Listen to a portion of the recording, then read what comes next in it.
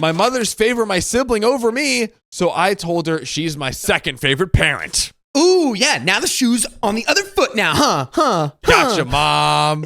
I, 21 female, have some problems with my mom. It's not that I don't love her. I truly do. But her behaviors make it really hard to get along well with her. By the way, this comes from Recognition Civil 9796 on the r/OK Storytime subreddit. And if you want to send in your own stories, go to r/OK Storytime. Throw those bad boys in there. Oh, yeah.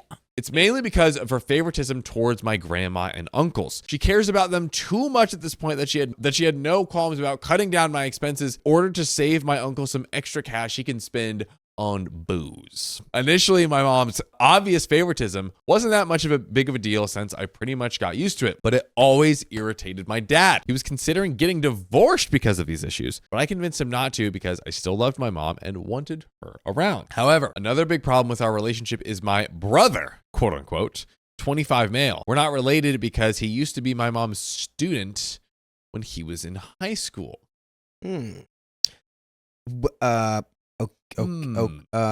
That's a very tenuous connection. I am concerned about this particular relationship.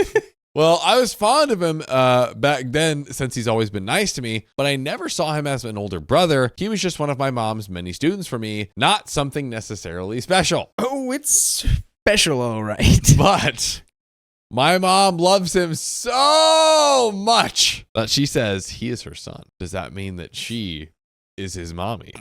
I'll let you decide. He's not even legally adopted or anything. He has his own parents, but he just happens to have this mother-son bond with my mom. And whenever he finds a chance to visit us, my mom makes sure to fling in my teeth that he is the child that she chose. This situation enraged my dad even further, and they fought a lot due to this.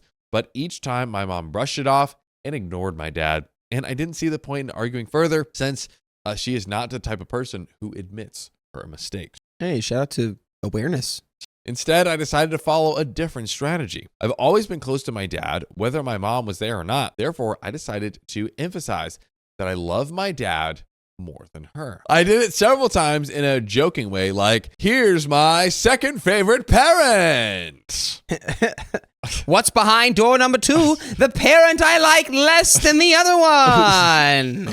Her door number matches her ranking in my rank. That's right, because she's number 2 and she stinks like one. Oh, God. All the 2s. When I went to greet my mom after I returned from college, she didn't like that at all. And yeah, I know it's wrong for me to say that, but I enjoyed making her upset. So I did it a few more times. But the last time I did it, she burst into tears. I wasn't expecting that reaction at all, and it kind of feels like an emotional manipulation tactic to make me feel guilty. But regardless, it caught me off guard, and I kind of feel bad now. I could use some advice here. So am I the a-hole? We have an edit, but just real quick before we get into it, is OP the a-hole? OP, I think you guys have competition. You need to start working up to, okay? You need to start being better than this guy. No, okay, clearly no, but it's like, what's going on? I don't know. This would be so weird. I really don't know what advice to give. I don't know whether you should just like maybe just stop caring. I don't know if that's reasonable to even like say about a mother-child dynamic. Like, she's giving you a good reason to stop caring as much. Clearly, I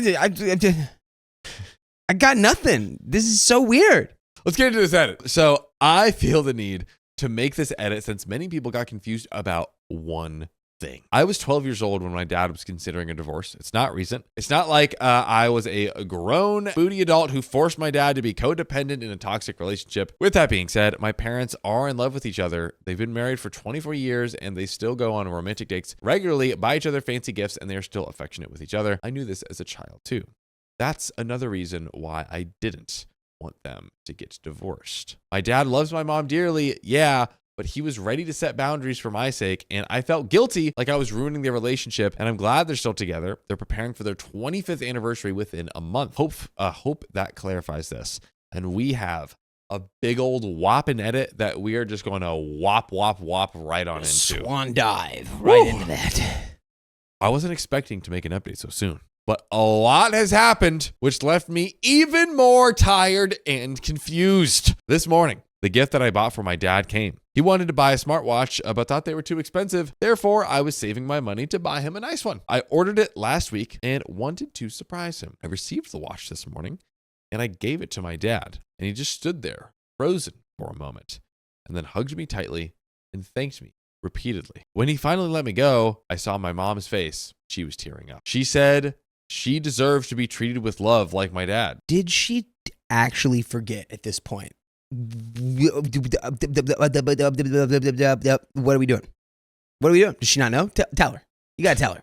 Yeah, how has she not been told yet? Tell her. Even implied that I just bought this watch to make her jealous of my dad. I explained to her that that wasn't my intention and showed her the exact date that I ordered the gift. She calmed down a bit after that, and she apologized for the assumption. Then she explained that she knew she wasn't perfect, but still loved me deeply. It was hard to believe her considering the stark contrast between her kind treatment towards my grandma, uncles, and brother, quote unquote, and her cold treatment towards me. I told her that exactly, and she apologized again and promised to be better. I wanted to believe her, I really did. But after all those years, it no longer mattered. Maybe I'm being too harsh, but I'm not that little girl who desperately wants her mom's affection anymore. I still said I would appreciate it though. She hugged me tightly and said she loved me more than everyone else, which made me tear up a bit. I'm not gonna lie. I told her I loved her too, which is true, and I really do love her. But after everything, I'm not sure if I want to be close to her anymore.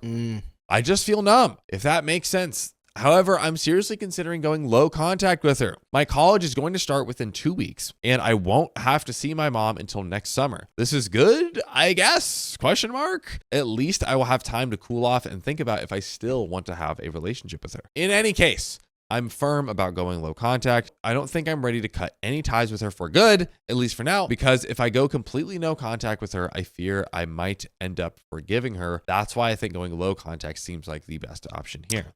It's kind of a switcheroo. Yeah, it's almost like you cut off contact. It's like she starts going to the grass is always greener. Yeah. Flip-flop syndrome. It's like, well, you know, that is my mom. It may be. Yes. He's like, no. Like, no. I need to remember. I always have that 2%. Never forget. Okay? Never forget that 2%. That just reminds me, like, nope. That's why. This is why. Oh, yeah. We keep it separate. Should I go no contact with her? Or do you think that I've been too harsh with her? I don't know what I should think. I'm really confused. Any suggestions about my situation? We have an update number 2, but Dakota. I think low contact is fair because, like, you know, it's both. It can remind you whether you want to maintain a distance between the two of you, or it can inform you on if you might be changing your mind about what you want to do. But either way, it's like her weird, like, refusal to see your perspective in this, where it's like, I don't understand. It's like, how do you not? I mean, right? That was basically her take. The mom's take? Yeah. What would, like, am I not remembering that right? I'm sorry. Like, but the mom's take on, like, was like, why are you doing this to me? And then OP was like, because this. Yeah. Mom's take was like, what? That's crazy. Yeah. Mom refuses to accept reality and instead creates her own distorted reality that serves her sick, twisted, whatever's going on with her. So with that in mind, it's like, you're probably not going to really make any headway there in a constructive way. So any kind of bridge for this gap is going to have to come from her side first. Yeah. All right. Update number 2. Let's get into it. Not much has changed since I made my last update, but I still want to share some details with you guys. First of all, my mom is treating me better now. Okay. I don't trust it. The first thing she did when she woke up this morning was coming to my room to kiss and cuddle me. Again, don't trust it. Which was something she used to do when I was a kid. Not gonna lie, it felt really nice and emotional. I felt like that little girl who wanted nothing more than to spend time with her parents. However, it also reminded me of the fact that my mom wasn't doing it since I was a kid. And that feeling of being unloved and neglected came back, so it kind of became a sort of bittersweet moment for me. My mom was nicer towards me overall since that gift incident that I shared in my last post. I was not sure about what to do, but I was highly considering going low contact with her. There are several reasons why I chose not to go full no contact for now. One, if I go no contact with her, it can cause me to miss her, which would make me more emotional and weaker in the process. Therefore, I think I would end up forgiving her even after everything that's happened. Does this make me weak? Perhaps, but at least I know myself.